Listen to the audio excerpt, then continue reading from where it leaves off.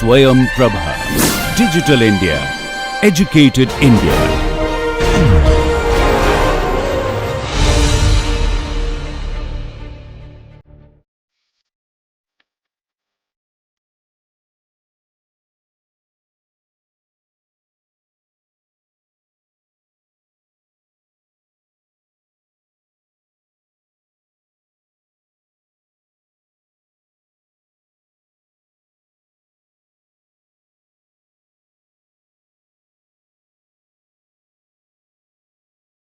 Okay, dear students, today I will start the nanomaterials for healthcare biosensing. Last class I taught translation health research, how we can use the new technology for point of care device development. Right, if you want to bring some new technology, how you can use for for translation. Now let's you learn the new some fundamental things like how you can use the nanomaterials for development of the healthcare biosensing. So in this topic I will cover mainly what is the nanomaterials, then why nanomaterials is really necessary for early stage biomarker detections. As this teaching topic is the nanobiotechnology, means we will use different nanomaterials itself for biosensor development and signal amplifications, so that we can use this technology for point of care. So that also I will cover, and I will tell you the beneficial properties of nanostructures, some carbon based nanostructures like carbon nanotubes, graphene. What is this, that I will show you some structures also, and how we can use this one for functionalizations of the surface, then useful for biosensor development. And the simple efficient method for biofunctionalization. So I will show you how to immobilize different kind of nanomaterial on the surface, and then different nanobiomaterial like antibody, aptamer, peptide, how we can immobilize on the sensor surface, because they are the receptor. Those receptor can help to detect different biomarker. So first we have to immobilize on the sensor surface. So we need some that is called biofunctionalizations or bioconjugations. So that we will immobilize based on some conjugation chemistry, that I will teach you now. So main keywords, that is why this topic is a nanomaterial. We will amplify the signal based on the different nanomaterial. Why we need signal amplifications, that I will also teach you now, and biofunctionalizations. So biofunctionalizations means how we can functionalize the different nanobiomaterial on the sensor surface using some different conjugation chemistry. See, you can see some images here, nanomaterial for healthcare biosensing. What is the nanometer size, nanoparticle size? It is this nanometer range, 1 to 100 nanometer range, that termed as the nanomaterials. You can see like the different sizes of the different nanomaterial, like the antibody, their size like 10 nanometers. This in this range, virus is around the 100 nanometers. They are very nanometer size. So like SARS-CoV-2, we are going to detect the, if you want to detect the whole virus, so you should have some idea what about their size. Also we are using different kind of nanomaterial, like I like gold nanocell or something, gold nanoparticle, or carbon based some nanoparticle, or platinum nanoparticle we will use for device fabrications. So why we need them? There is some story, because due to the nano size, their property will be that is different than the bulk material. Like if your sensor surface, suppose this is your sensor surface, if it is gold surface, and if we immobilize the gold nanoparticle on the surface, so their property will be different, because nanoparticles means because of their nano size, its surface actual surface is much higher than the bulk material. See, if it is the just a flat, so if you measure the actual surface area, and if you measure now the nanomaterial coated surface area, so actual surface area is much higher. So if you see, this is the A1, and if it is just the flat, if it is A2, so A1 will be much greater than the A2. Not only this, we are using the nanomaterial, as I told you, for functionalization of the different biomolecules, that is the very high surface area. So see, so many antibodies we can immobilize on the sensor surface than the flat surface. So, you will get the huge surface area. That is one of the another advantage, and definitely they are very highly conductive. Sometimes you may need the very conductive surface. So, nanomaterial can help, and nanomaterial also can be useful for tagging, like sometimes your secondary antibody can be tagged with some nanoparticle, and that can act as a label, and it can help for the signal amplifications. Suppose I will show you one design. You know the sandwich ELISA, I can show you if you do not know, like if your sensor surface. So, first your that is called the primary antibody, antibody 1, it is coated on the sensor surface. Now, you drop your sample. So, your target is here. Now, you can add the secondary antibody, right. So, this is secondary antibody, that also you can tag with some nanoparticles. So, nanoparticle, they have the lots of use, not only the sensor surface you can coat the nanoparticle, also you can tag the nanoparticle with some antibody, and it can act as a label, and it can react with some substrate, means some chemical, and it can form some product, and that product now it can be easily oxidized on the sensor surface, and it will release the electron, and that electron we can measure, and based on this number of the electron we can determine the concentrations of the target. See, so this is the another applications of the nanomaterial that can be useful for the nanobiosensing design. Let us come different nanomaterials here. I will show you, like this is a carbon based, different carbon based nanoparticle nanomaterial, like you can see the graphene, graphene oxide, like you can say different kind of the nanodiamond. So, this kind of different carbon based nanomaterial we can use for biosensor development. Suppose you have a suppose this is a sensor surface. So, you can functionalize this surface with some graphene nanomaterial. So, you can ask me, sir, why we need the graphene? Because graphene or graphene oxides you can use. So, at one thing you can if you means from graphene, if you go to graphene oxide or maybe reduce graphene oxide, you can enhance the conductivity. At the same time also you can also functionalize the surface, you can bring some functional group, means it is functionalized by, you can see they have lots of functional group like carboxylic group. So, you can definitely incorporating some functional group also on the surface. So, just you can drop cast on the sensor surface some this kind of carbon nanomaterial. So, this kind of functional group will be very much helpful to immobilize different nanobiomaterial. Suppose antibody you want to immobilize on this sensor surface. So, this functional group will help to bind with the antibody. Why? This antibody also contains some functional group, it has pre-amine group. So, this carboxylic group and this amine group we can now conjugate using some chemical or some basic chemistry, that I will teach you in the next slide. That is why we need some nanomaterial also. Yeah, clear. So, that is the utility of use different nanomaterial for the biosensor development. You can see here also we can detect lots of, not only the protein, we can go for the nucleic acid, we can go for DNA, RNA detections also, because we can also immobilize on the sensor surface different aptamer. So, aptamer just we can artificially we can synthesize, it is like ATGC sequence, you know already. So, using some different sequence, some specific bioreceptor we can develop, some aptamer also we can develop. So, those sequence or DNA or different DNA we can functionalize with some carboxylic group or amine group. So, on the surface we need carboxylic group or amine group. So, if you are using carboxylic group on the bioreceptor, then your surface should have amine group. Or if your sensor surface have the your bioreceptor contain amine group, then you can bring the carboxylic, and if it is carboxylic, then you can bring some amine group, right, like vice versa. Then you can use some chemical and then you can functionalize. Clear this concept. And this kind of all the technology we can use for also virus detections, like COVID cases, we also use some rapid test kit like whole virus detections. So, here we can what we can do. So, on the sensor surface just we can immobilize a very specific antibody for the whole virus like SARS-CoV-2 detections.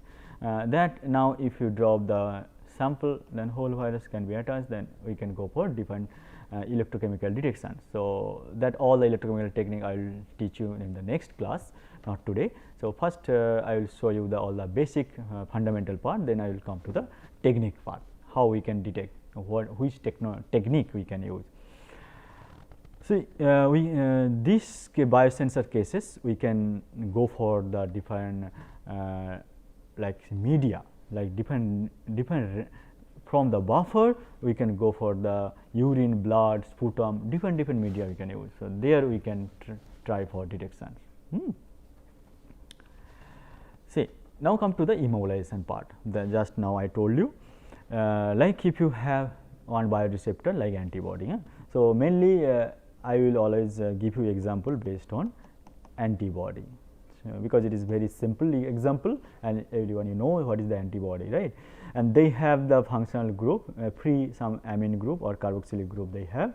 So, based on this which functional group you want to use on the sensor surface. So, this one your sensor surface, there you can functionalize some group based on some functionalized nanoparticle you can use. Okay. Also chemically also you can functionalize, but that topic I will come later. Let us you have a nanoparticle like graphene oxide, it has some carboxylic group that we can use. So, the chemical name now I am going to tell you that EDC and NHS. This is the chemical. I can show you the basic structure of the EDC and NHS. So, this is the EDC structure and this is the NHS structure. So, we are using sulfo NHS because it is very easily we can make soluble in aqueous medium. That is why we use a sulfo NHS, sulfo functionalized group. So, what we are doing, suppose, so your sensor surface you have carboxylic group, this example. Now, here we will add first EDC, but this EDC and NHS sometime we can use 1:1 concentrations, or sometimes can vary also depend on your requirement. So, that actually sometimes we need to optimize.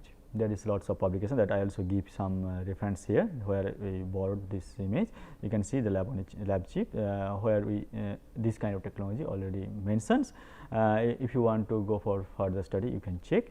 The basic fundamental things I am going to teach you, that you can use the EDC and then this one will react with this carboxylic group. Clear? Then this functional group see it make this EDC group here on your sensor surface, but this surface is very unstable and reactive. That is why we can use the sulfo NHS, so that we can make some semi-stable some surface that after reacting with the NHS. Now, you will add your primary antibody that already have NH2 free amine group. So, this there is a nucleophilic attack here and it will remove this functional group and amine group will bind and you will get a stable amide bond. So, actually the basic reactions is this one, right, C double bond O, OH, and you have the amine group with the antibody, right.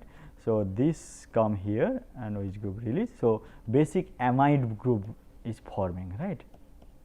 So, basic amide group is forming, that is your antibody. So, you can ask why we need then EDC NHS. Let us mix this carboxylic group and amine functionalized antibody and we will get the amide. You can say yes, they are thermodynamically they are feasible, but kinetically they are really slow these reactions. So, we need some catalyst. So, they help this one. So, first they will react with this carboxylic group and they will form this intermediate stage and this will be very much reactive towards the amine group. Okay. And that is why we are getting very easily this amide bond.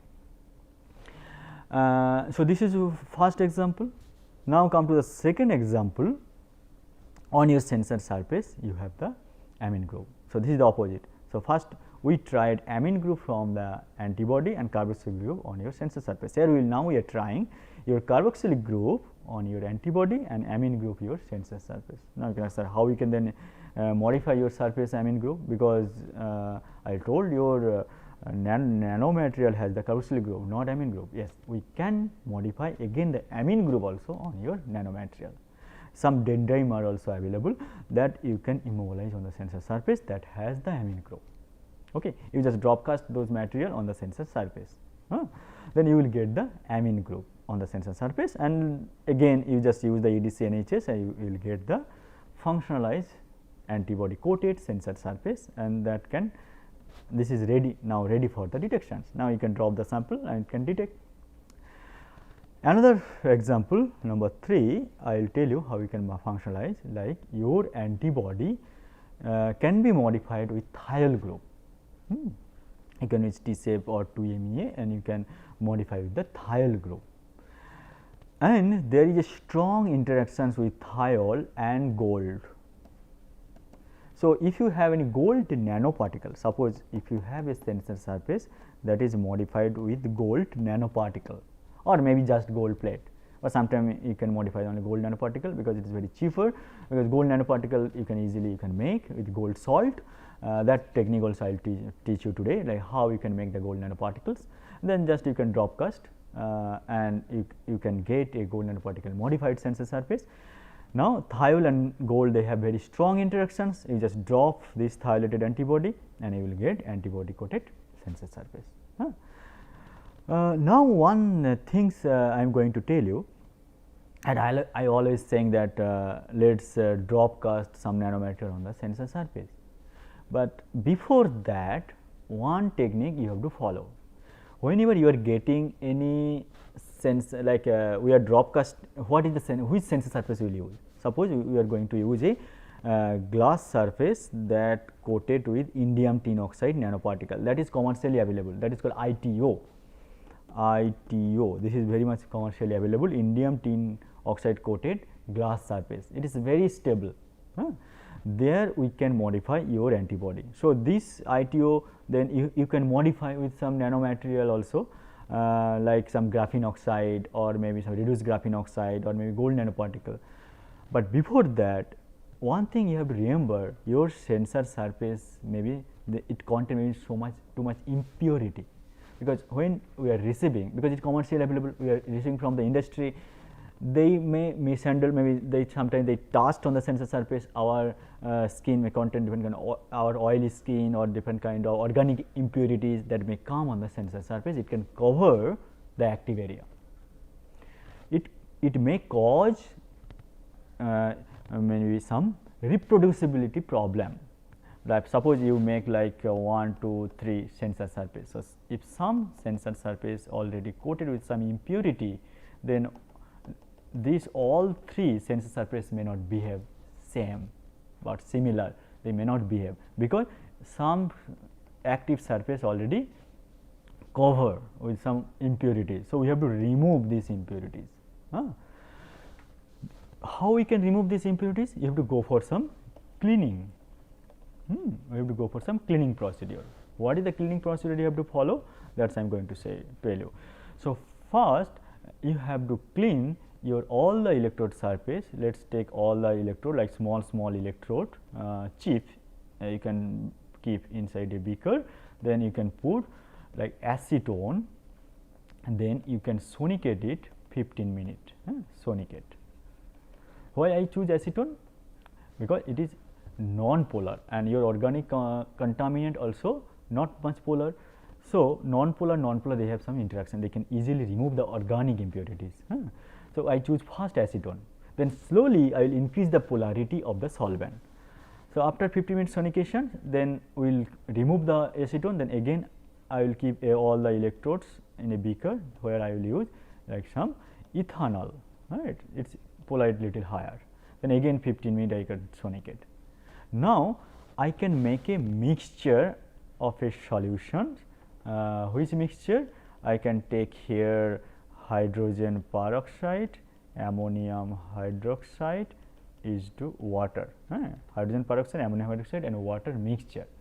Which ratio? I can use this one 1:1:5 ratio. This mixture is a very highly polar mixture and it can remove maximum the impurities from the sensor surface. So, these solutions I can prepare and I can put all the your sensor chip inside these solutions, and again I can sonicate, or maybe even you can boil, not boil, you can use like 80 degrees Celsius temperature, you can heat these solutions around like 60 minutes, or you can sonicate it 15 to 30 minutes, then almost all the contaminant will be removed. And another thing, once your sensor surface removed all the contaminant, your surface become too much hydrophilic. So, if your surface contain like contaminant, they are actually hydrophobic. Hydrophobic means if you drop some water, you can see like circle, like if you measure the contact angle, it is a very high contact angle. It is hydrophobic, it means. So, if you now clean the surface, your surface will form lots of hydroxyl group, lots of hydroxyl group.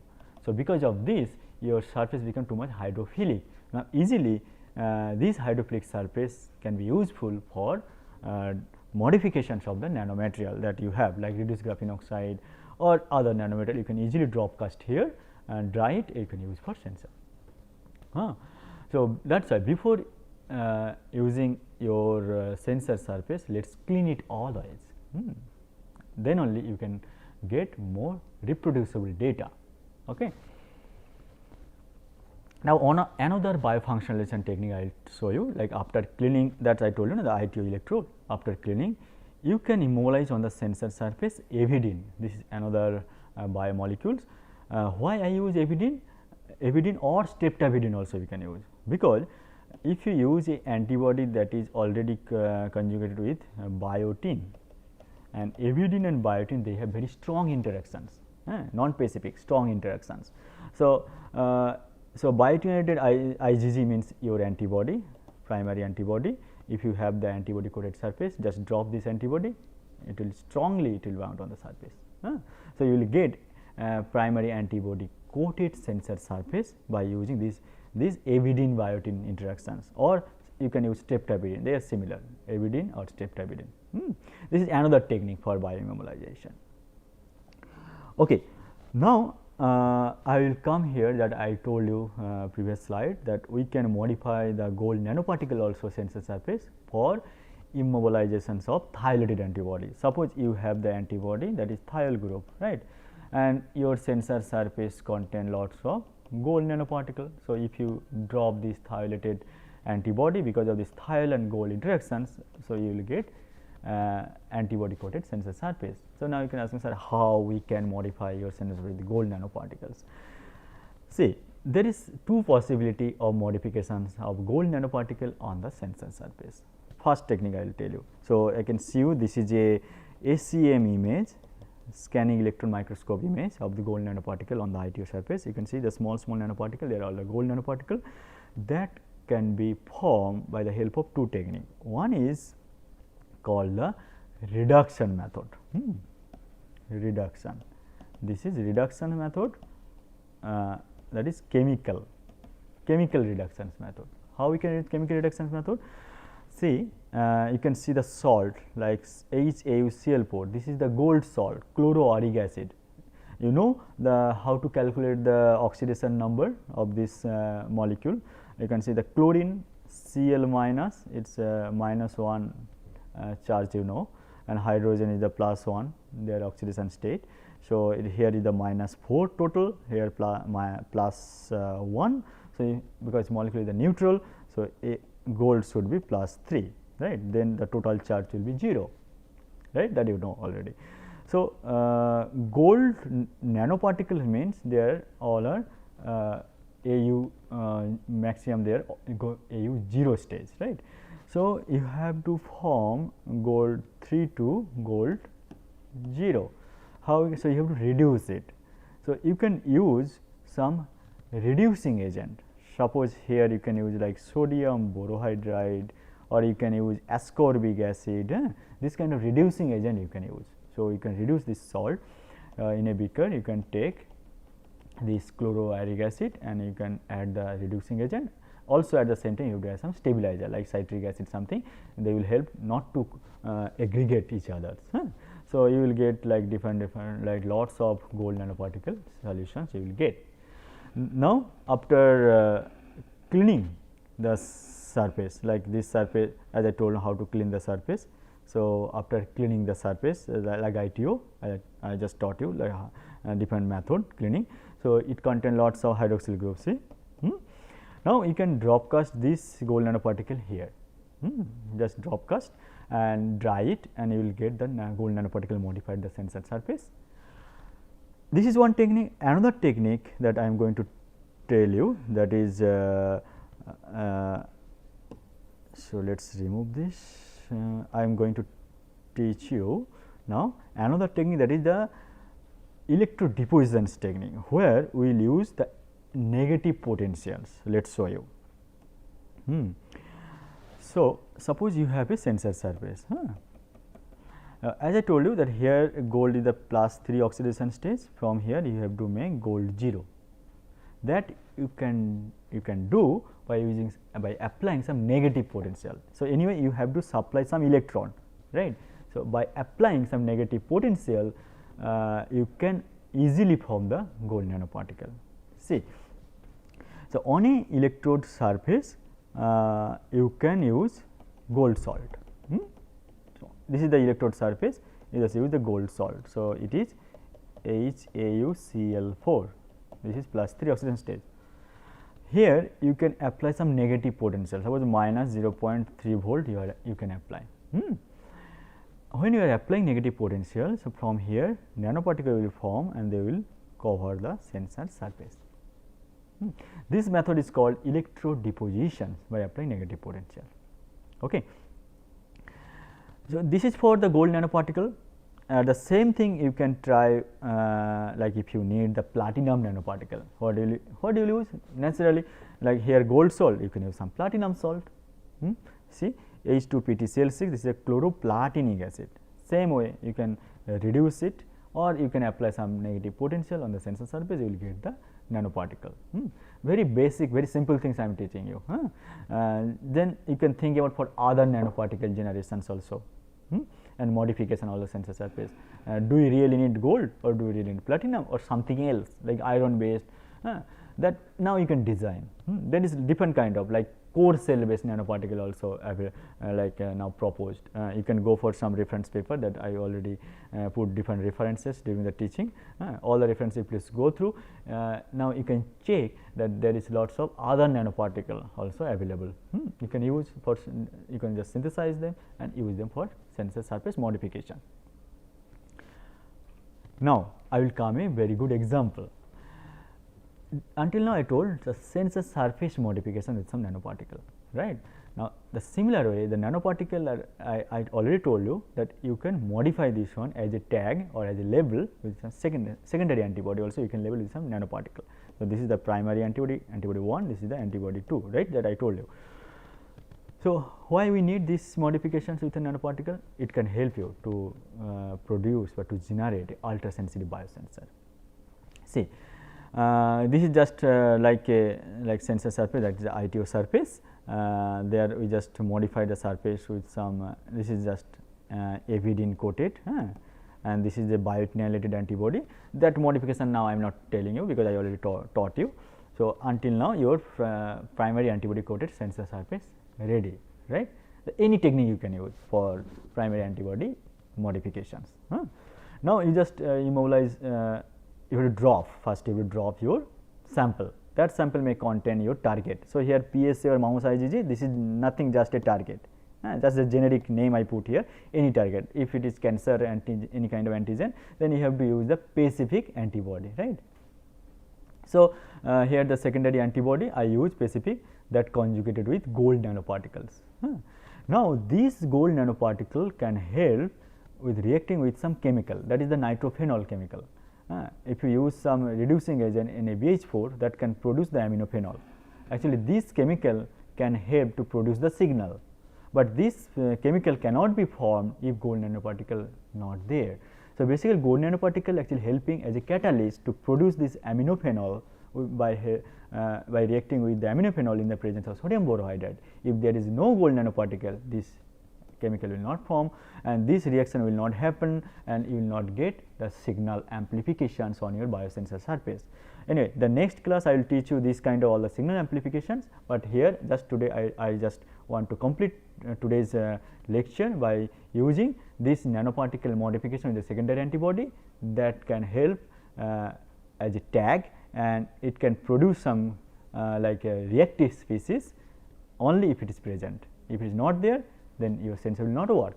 So, that like this way your nanoparticle can help also to generate the signal very specific way. So, this is another example. Okay. So, what is the conclusion for today's lecture? So, nanomaterials make your biosensor more sensitive, also specific too, because if nanoparticle present only, then only reaction happen, otherwise no. So, like this way nanoparticle can help. Also surface can be functionalized, your surface that I told you, so how we can modify the surface using nanomaterial, and nanomaterial can be tagged in the biosensors, right. So, next class again I will teach you like signal amplification using nanoparticle. Thank you very much.